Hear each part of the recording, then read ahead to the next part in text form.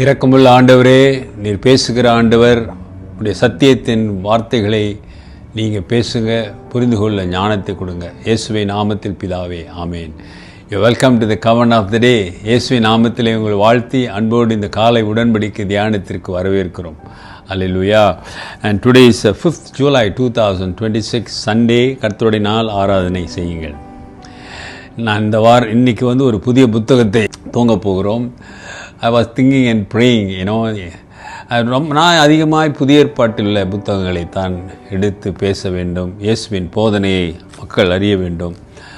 ஆகவே புதிய ஏற்பாட்டிலே தான் நான் கவனம் அதிகமாக செலுத்துவேன். அருமையானவர்களே, அது எனக்குள்ளே இருக்கிற ஒரு ஆர்வம். அப்படி யோசிக்கும்போது புதிய ஏற்பாட்டில் இருக்கிற பழைய புத்தகம் வெளிப்படுத்தின விசேஷம், ரெவலேஷன், பொதுவாகவே அதை நிறைய பேர் அதை எடுக்க மாட்டார்கள். காரணம், கொஞ்சம் கடினமான புத்தகம், புரிந்து கொள்வதற்கு கஷ்டமாக இருக்கலாம் நினைப்பாங்க.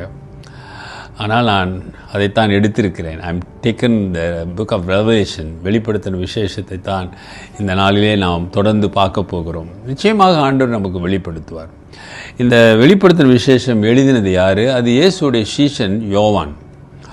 யோவான் புதிய ஏற்பாட்டிலே யோவான் சுவிசேஷத்தை அவர் தான் எழுதினார். The gospel according to John அவர் தான் எழுதினார். ரெண்டாவது 3 லெட்டர்ஸ் எழுதியிருக்கிறார், 3 நிருபங்கள் எழுதியிருக்கிறார். 1 John, 2 John, 3 John என்று எபிசோல். மூன்றாவதாக இந்த ரெவலேஷன், வெளிப்படுத்தின விசேஷம் புத்தகத்தை எழுதியிருக்கிறார். அருமையானவர்கள், இந்த வெளிப்படுத்தின விசேஷம் நூற்றாண்டினுடைய கடைசி பகுதியில், கடைசி அந்த நாட்களிலே எழுதின புத்தகம். The first century, end of the first century, the books was wrote by John.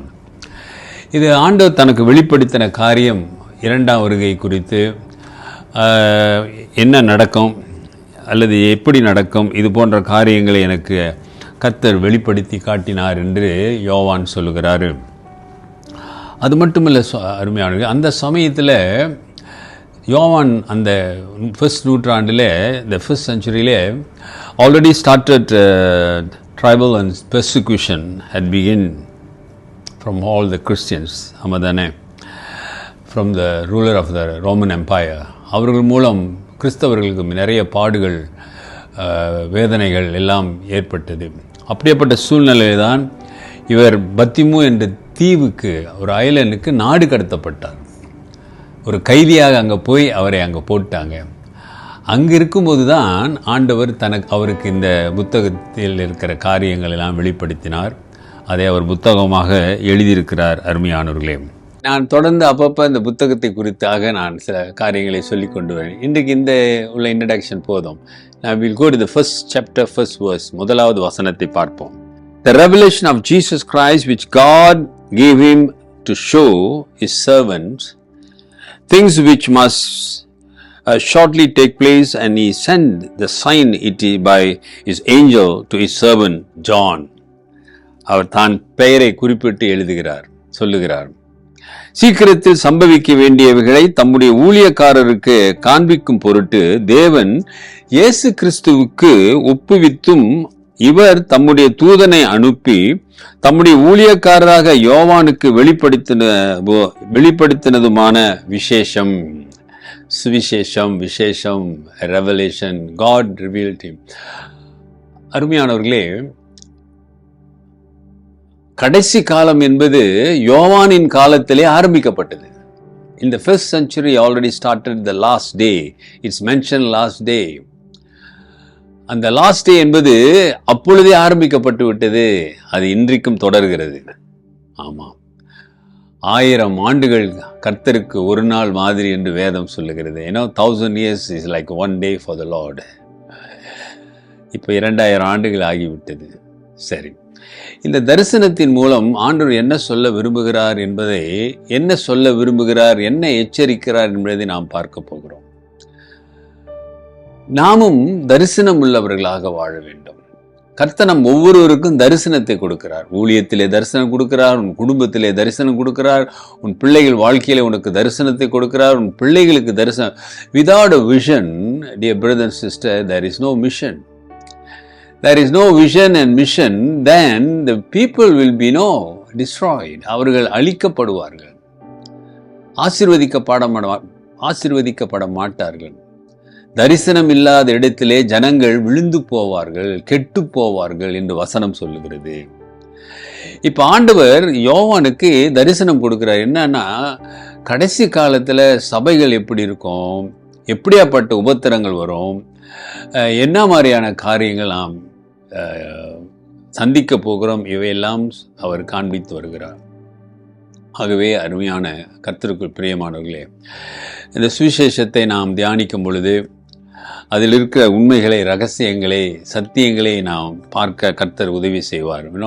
I pray that the Lord will give us the wisdom and knowledge to understand the revelation of the last day, because there is a lot of interpretation, dear brother and sister. ஆயிரக்கணக்கான விளக்கங்கள் இது கொடுக்கப்படுகிறது. ஆனால் நான் உங்களோடு பேசும் பொழுது இந்த வசனம் லிட்டரலாக என்ன சொல்லுகிறது என்பதை நேரடியாக பார்ப்போம். மாறாக இவர்கள் சொல்லுகிறார்கள், அவர்கள் சொல்லுகிறார்கள், நான் இப்படி நினைக்கிறேன், இது இப்படியாக இருக்கலாம் என்றெல்லாம் யூகித்து நாம் பேச போவதில்லை, யோசிக்க போவதில்லை. இன்னைக்கு அப்படிதான் செஞ்சுக்கிட்டு இருக்காங்க. மாறாக வசனம் என்ன சொல்லுகிறது என்பதை நாம் பார்ப்போம். ஆமா தானே? அதுதான் நமக்கு நல்லது என்று நான் நினைக்கிறேன். அருமையானவர்களே, பாருங்க அவர் எப்படி சொல்றாரு. சீக்கிரத்தில் சம்பவிக்க வேண்டியவைகளை தம்முடைய ஊழியக்காரருக்கு காண்பிக்கும் பொருட்டு, ஊழியக்காரர்களுக்கு, தன்னை ஏற்றுக்கொண்டவர்களுக்கு காண்பிக்கும் பொருட்டு தேவன் இயேசு கிறிஸ்து ஒப்புவித்தும் அவர் தம்முடைய தூதனை அனுப்பி, ஹல்லேலூயா, அனுப்பி தம்முடைய ஊழியக்காரனாகிய யோவானுக்கு வெளிப்படுத்தின விசேஷம்.